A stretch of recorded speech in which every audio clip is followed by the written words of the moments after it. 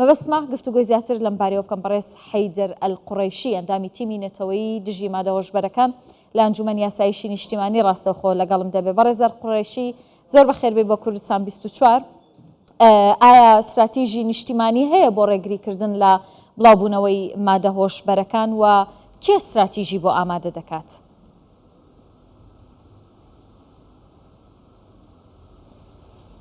نعم أهلا وسهلا. بەڵێ زۆر سپاس بۆ ئێوە، زۆر سپاس بۆ کوردستان 24 بۆ ئەم دەرفەتە. من دەمەوێت یەک شت ڕاست بکەمەوە، من ئەندامی تیمی نیشتیمانی ڕوبەڕووبوونەوەی مادە هۆشبەرەکانم لە ئەنجومەنی ئاسایش بەدڵنیاییەوە ئێمە استراتیژیەکی نیشتیمانیمان لە عێراقەیە لەلایەن یاخود لەلایەن ڕاوێژکاری ئاسایشی نیشتیمانیەوە دانراوە. ئەم استراتیژێتە ماوەی ساڵێک ئێمە کاری پێ دەکەین. ئەم استراتیژیە تەواوی جومگە و پێکاتە سەرەکیەکانی ڕوبەڕووبوونەوەی مادە هۆشبەرەکانی تێدایە و هەموو لایەنەکان بەشداریان کردووە لەم دانانی ئەم استراتیژی. ئێمە پشتمان بەستۆ بە باشترین مامۆستاکانی زانکۆکانی عێراق و هەروەها ئەفسەرانی پسپۆر لە ئاسایشی نیشتیمانی و هەروەها ڕوبەڕووبوونەوەی مادە هۆشبەرەکان و تەواوی ئەو فەرمانگانەی پەیوەندیان بە بابەتی مادە هۆشبەرەکانەوە هەیە لە پەروەردە و خوێندنی باڵا و تەندروستی. ئەم استراتیژیەتە استراتیژیەتێکە لە ساڵی لە 2024 بۆ 2028 دەست پێ دەکات. پشت بەخوا لە ماوەیەکی زۆر نزیکدا دەرەنجامی ئەم استراتیژیەتە دەبینین دوای ئەوەی لە ئەنجومەنی نوێنەران پەسەند دەکرێت و دەچێتە بواری جێبەجێکردنەوە. ئەو کاتە سوودێکی زۆری بۆ عێراق دەبێت و دەبێتە استراتیژیەتێک کە سنوور دادەنێت بۆ بڵاوبوونەوەی مادە هۆشبەرەکان. بەڵێ بەڕێز ئەلقوڕەیشی، زۆرینەی ئەو مادە هۆشبەرانە لە وڵاتانی دیکەوە دێنە نێو عێراق. ئایا ئامێری دۆزینەوەی مادە هۆشبەرەکان لە سنوورەکاندا هەیە؟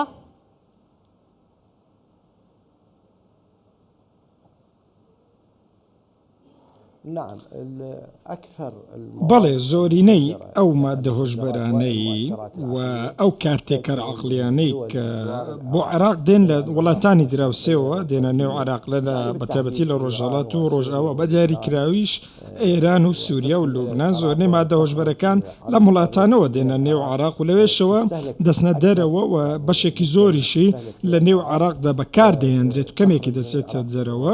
ئەوەی دەچێتە دەرەوەش دەچێتە تورکیا و وڵاتانی کەندا و وڵاتانی دیکە لە وەکو کوێت و وڵاتانی دیکەی کەندا و بەدڵنیاییەوە ئەم مادە هۆشبەرانە لە تورکیاوە بۆ وڵاتانی دیکەش دەچن. بەداخەوە بەشێک لە دەواازە سنووریەکان ئامێری یاخود پشکنینی بۆ مادە هۆشبەرەکان لێ نییە، بەڵکو تەنیا بەشێکیان ئەم ئامێریان لێە.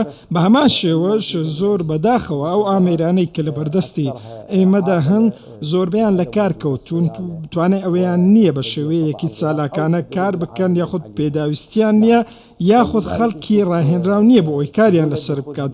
بۆ ئێمە تێبینی ئەومان کردووە مادە هۆشبەرەکان زۆر بە ئاسانی دێنە نێو عێراقەوە بەتایبەتی لە دەواازە سەرەکیەکانەوە بەدڵنیاییەوە هەرچەندە لە دەواازە نافەرمیەکانی شەو دەواازە سەرەکیەکانەوە بە شێوەیەکی ئاسان دێنە ناو عێراقەوە.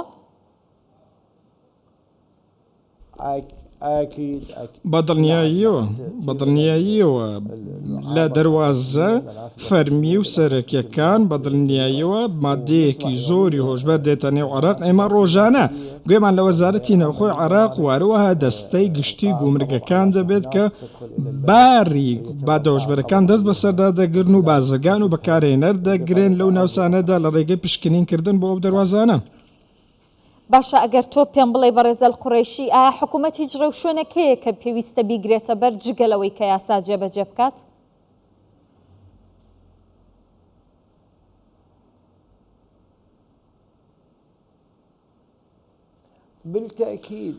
بەدڵنیاییەوەی هەرچەند ئێمە یاسەمان هەیە یاسای ژمارە 15 بۆ ساڵی 2017 و ئەو یاسایش ئێستا لە هەموارکردنەوەدا لە ئەنجومەنی نوێنەران لە دەنگداندا هەرچەندە بەرەنگاربوونەوەیەک یاخود چەند تێبینیەکە بوو لەسەر ئەو یاسایە بۆ هۆی زۆری ئەو مادانی هاتوونەتە نێو عێراق و داوا کرابوو هەمواری دیکەی تێدا جێبەجێ بکرێت. جگە لە یاساکان چەند ڕێکارێکان پێویستە دام و دەستگاکانی دیکەی دەوڵەت بیگرنە بەر بۆ ئەوەی سنوور دەستورێک بۆ بڵاوبوونەوەی مادە هۆشبەرەکان لە نێو عێراقدا دابنێن وەکو وەزارەتی خوێندنی باڵا کە دەتوانێت چەند ڕێکار ڕۆیشتنێک بگرێتە دەروە چەند پێودانگ و دابنێت بۆ ڕوبەڕووبوونەوە لە زانکۆکان لە وشیارکردنەوە بە ئامان شێوە وەزارەتی پەروەردە و فێرکردن دەتوانێت لە ڕێگەی هۆشیارکردنەوە لە قوتابخانە ئامادەیی و دوانەوەندەکان هەڵمەتێک و شەرکردنەوە بکات بە ئامان شێوەش وەزارەتی دەرەوە عێراق و من لێرەدا دەمەوێت ئاماژە بە شتێک بکەم وەزارەتی دەرەوە بە تایبەتی دەتوانێت ڕۆڵێکی زۆر باش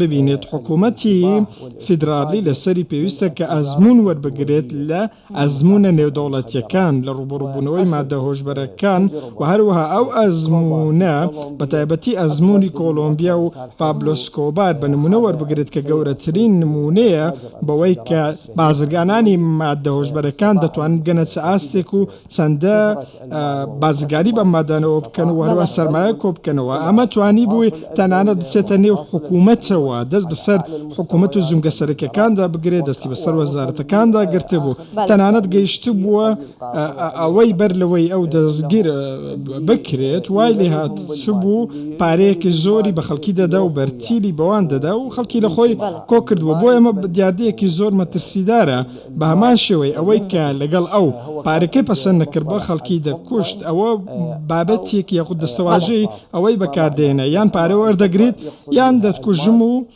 کۆتایی بە ژیانت دەهێنم ئەمە ئەو استراتیژێتە بوو کە ئەو بەکارێنە بۆیە پێویستە حکوومەتیش بە هەمان شێوە ئاگداری ئەم بابەتە بێت و ڕژ بێت لەسەر ئەوەی ڕوبەڕووی ئەم بابەتە بێتەوە و مافیاکانی مادە هۆشبەرەکان بێنە ناو حکوومەتەوە و ئەمەش کارەسات زۆر سپاس دەکەم بەڕێز حەیدەر القوڕیشی ئەندامی تیمی نەتەوەی دژی مادە هۆشبەرەکان لە ئەنجومەنی یاسایی شینی نیشتیمانی عێراق.